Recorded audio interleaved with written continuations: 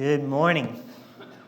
So glad to see all of you here this morning. It's really great to be together. John chapter 20 is where we're going to be this morning, if you want to go ahead and be turning there. And when you spend time in John chapter 20, there's a couple of those songs we just sang that you just have to sing because they go so well with this great story we're going to be looking at today. John 20. Glad you're here today. You know, I love history, and I also love learning about speeches, kind of comes with the job. And I learned something interesting about both of those things here recently. I read somewhere that when Martin Luther King Jr. gave that famous speech that he gave during his March on Washington, August 28th, 1963, I learned that when he gave that speech, it wasn't actually the speech that he planned to give. Maybe some of you have heard this before too. Now, the speech that he gave, of course, was the I Have a Dream speech, one of the most famous speeches of the 20th century, probably one of the landmark moments of American history. It's about to be 2020, and all I have to do is say those words, and you probably know exactly what I'm talking about. I have a dream. So it's interesting to me to hear that speech, that amazing speech, wasn't the speech that he planned to give on that day.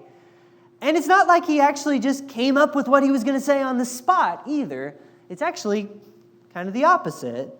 You may also be surprised to know that Martin Luther King had given a version of his I Have a Dream speech several times before that famous moment in Washington. In fact, he had given it enough times that when he was given the opportunity to speak in Washington on such a great stage with so many people watching, Dr. King decided he needed to say something new, to share something new about the labor and the equality work that they were doing, and to share something new about the stories of the civil rights movement. So that's exactly what he planned to do. He wrote this new speech. And he mounted the steps, and he took the stage, and he stood before that microphone, and he even began to give that new speech when someone in the crowd, a woman in the crowd, shouted out to him, "Tell him about the dream, Martin. Tell him about the dream." Apparently that woman had heard him speak before. And apparently she believed that dream was worth sharing again. In fact, she believed that dream, the one that Martin Luther King had worked on and practiced and perfected and delivered several times before, she believed that crowd and all the world that was listening, near and far, that's what they needed to hear. "Tell them about the dream," she shouted. And of course, we still remember it today. This morning, we've arrived at the very last lesson in our series of what's really kind of become a marathon series of lessons on the Gospel of John. It's 17 Sundays, if you're keeping score, that we have been working our way through the Gospel of John. And these past few weeks, we've really gotten down to the very, very crucial moments of this story. And in fact, today, we have reached the moment when the Gospel of John itself is going to flat out tell us why it is written at all, like its reason for existing. And it kind of reminds me, in a sense, of that landmark moment in Washington when the woman shouts out, "Tell him about the dream." It reminds me of that in this way. There's two things, actually. First, in the case of the Gospel of John, the person who tells this powerful story was a person who was there on the ground, living the life, walking the walk, and he saw it all. Like the person who tells this story actually saw Jesus, like actually encountered the Word made flesh who dwelled among us. This gospel is technically an anonymous document. I don't know if I've mentioned that in this series, so it's good. 17 weeks in, I'm going to give you some background information on John. It's actually never signed on the pages of this that it was written by John. We have good reason to believe it was written by John, of course, but it doesn't ever share his name. What it does say to us is that this is the testimony of a disciple who is bearing witness about these things and who has written these things, things that are true. This gospel is a powerful account of someone who was there on the ground living the life and bears witness to what they've seen and heard. And then the second thing, and this is really the key one, the person who tells this powerful story that we call the Gospel of John could have said more, could have said something new, something different, something you've never heard before.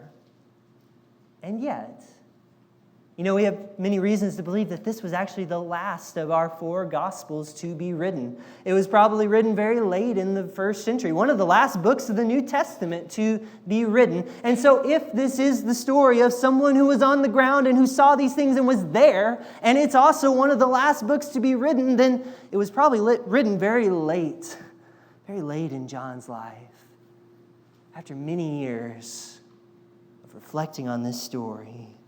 And many things about Jesus, many ways of telling the story have already been told. The disciple himself acknowledges that there are many ways you could tell the story. There are many things you could say about this Jesus. He says Jesus did many other signs in the presence of his disciples, which are not even written in this book. And then he says it a second time. He says there are many other things that Jesus did. I suppose if you were to write them all down, the whole world could not contain all of the books that would be written. And you can kind of feel his burden, right? I could tell you so much more. Something new. Something you've never heard before. But instead, with this moment, with this stage, with so few words to work with, tell them about the gospel. Tell them the old story, the good news, the gospel, the things that matter most. In John chapter 20, John says, I could tell you so many things. Jesus did many other things. But these are written so that you may come to believe that Jesus is the Messiah, the Son of God, and that through believing you may have life in his name. And that, he says, is what matters most. And that is why I will tell this old story again and again and again. You see, at this late moment in John's life, he writes this gospel and he says, what I'm telling you is the good news. Jesus died for you. He is risen. And you, by believing, can have life in his name. That's the story. That's what matters most. But of course, you've got to believe it. And sometimes believing it is not as easy as it sounds. Which is why I think John pairs together this reason why statement at the end of his gospel with a story. And not just any story. Story of Thomas, our final encounter with Jesus. Thomas, who heard the gospel. He died for you, he's risen. Thomas, who heard the story, but struggled to believe. This is his story. John 20, beginning in verse 19. When it was evening on that day, the first day of the week, and when John says that day, he's talking about the day that Jesus rose from the grave, the day the tomb was empty, the day when Peter and John race to the tomb and they find the linen cloths there, the day when Mary Magdalene meets Jesus in the garden. He calls out her name and she says, I have seen the Lord. When it was evening on that day, the disciples gathered together, and the doors of the house where the disciples had met were locked for fear of the Jews. But Jesus came and stood among them anyway, somehow. And he said to them, "Peace be with you." And after he said this, he showed them his hands and his side. And the disciples rejoiced when they saw the Lord. And what a nice and tidy ending that would be to the Gospel of John if that were the end. But praise God, that is not the end. Because Thomas, verse 24, who was called the twin, he wasn't with them when Jesus came and he stood among them. He was one of the 12, but he wasn't gathered with the 12 when Christ appeared. We don't know why he wasn't there. But what a Sunday to miss, am I right? I mean, it's bad enough to miss potluck Sunday, but the Sunday Jesus came back, poor Thomas, missing a day like that. We don't know why he wasn't there. Some have wondered if at this point Thomas has just given up. I mean, we all saw him die on a cross. We all saw it. What more is there to see? What more is there to say? Maybe this is nothing, but the only other times that the Gospel of John uses that phrase, one of the 12, it's never a good thing in John. Every other time it's used, it's attached to the name of Judas, who was the one of the 12 who deserted Jesus, worse than that, who betrayed Jesus. Could be a coincidence. Could be a hint that Thomas is on the verge of opting out. Thomas is on the verge of stepping away. We don't know. All we do know is that when Jesus came among them, Thomas wasn't there. And then when the disciples saw it, the first thing they want to do is they want to go and tell Thomas the good news, because we have seen the Lord. But what does Thomas say? Unless I see the mark of the nails on his hands, unless I put my finger in the mark of the nails, put my hand on his side, unless I see these things, I will not believe. Now think back to the reason why John wrote this gospel. Remember? John said, the whole reason I'm writing this, I could have said many things, but what I've written, I have written so that you can believe. And so that by believing you may have life in his name. But here is Thomas. These things have not yet been written, but he's heard them. Here's Thomas. They've come to him. They've said, we've seen the Lord. He died for you. He's risen. We saw him. He's alive. Thomas hears that story. Messiah, Son of God. He hears the words, yet he doesn't believe. Unless I see him, nail-scarred hands and all, I'm not going to believe. Well, wouldn't you know it, the very next Sunday, the disciples are gathered again, and Thomas was with them. And although the doors were shut again, Jesus came and stood among them and said, again, peace be with you. And even though Jesus wasn't there when Thomas made his defiant statement, unless I see, the first thing Jesus does goes straight to Thomas. Put your finger here. See my hands. Reach out your hand. Touch my side. Do not doubt, but believe. And you know what? Thomas believes. And to his credit, he actually makes the best and fullest confession of faith that we've seen in this whole gospel. He says in this moment, my Lord and my God, my Lord, my God. No one has put it together so clearly, so fully, so completely, so personally as Thomas does here. Jesus is the Lord. He's the one from God. He is God. And Jesus is my Lord. He is my God. Thomas, who once doubted, now truly believes. But Jesus has one more thing to say. Jesus said to him, have you believed because you have seen me? Blessed are those who have not seen and yet have come to believe. It is almost like if you've ever watched a movie or a TV show and the actor on the screen turns and looks directly at the camera, or the actor on the stage stops looking at the other actors in the story and he actually looks out into the audience like he's looking at you. Jesus pauses in this moment and he turns. It's almost like he's turning to all those who would come after Thomas, like 2020 after Thomas, people like you and me, and he says, blessed are you. Blessed are you, if even though you have not seen, you still believe. And that is when John gives his reason why, the very next verse. I could have said many things, but I've said these things so that you could say what Thomas said, even though you have not seen, and believe it. And by believing, have life in his name.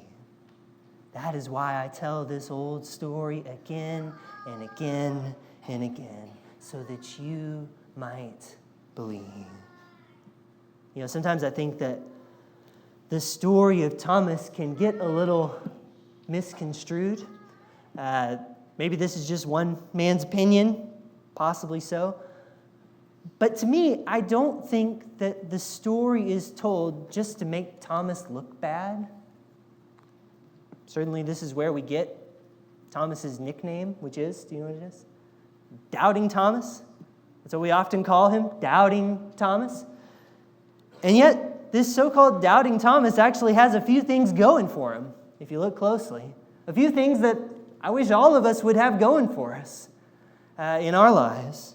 Things like, even as Thomas doubts, and he has real doubts, did you notice the way that he still shows up? Like he heard the news, he said, look, I don't believe it. But the next time the disciples are gathered, there's Thomas. And that's when he sees Jesus. Because his doubts, though they are very real, are not final. Thomas shows up when the disciples gather. He may have his doubts, but he still shows up. And you know, while we're at it, even as Thomas has his doubts, and they're very real doubts, did you notice Christ still shows up too?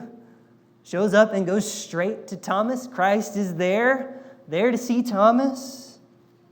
Because even though those doubts are very real, Christ does not see them as final either.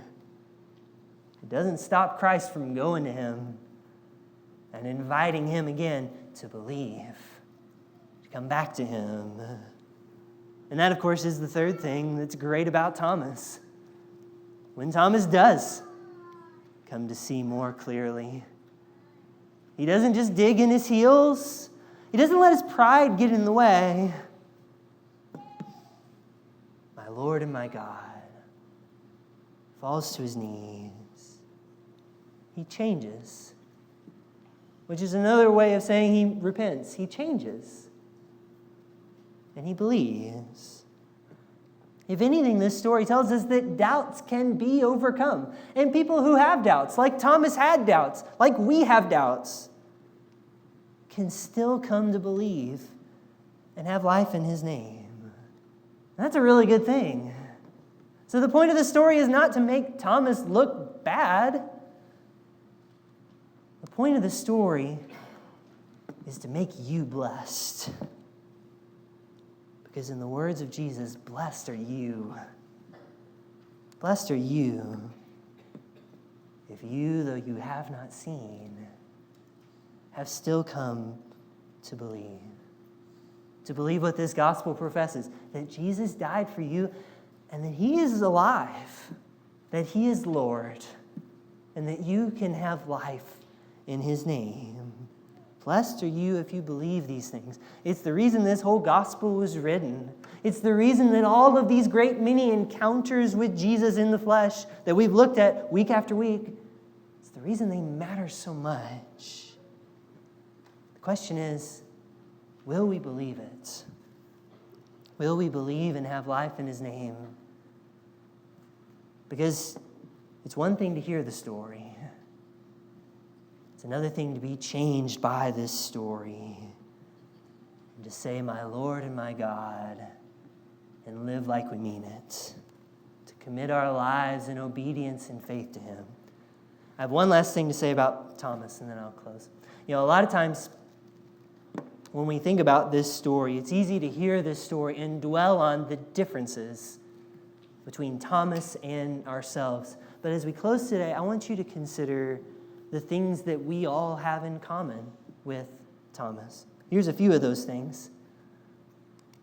All of us hear the gospel, hear that Christ is risen, like Thomas, before we see it. Like really see it face to face. All of us hear this news before we really see it. And yet all of us, like Thomas, will see it. We'll see his nail-scarred hands. We'll see his riven side. If the Bible is true in what it says, then there will be a day when Jesus will be exalted and given the name that is above every name, so that every knee would bow in heaven and on earth and under the earth, and every tongue confess that Jesus is Lord, to the glory of God the Father. So all of us, like Thomas, though we hear before we see, all of us in all the world will one day see Jesus is risen. The question is, will we do what Thomas at first could not do? Will we be blessed and answer the promise of Christ? Believe in him and find life in his name.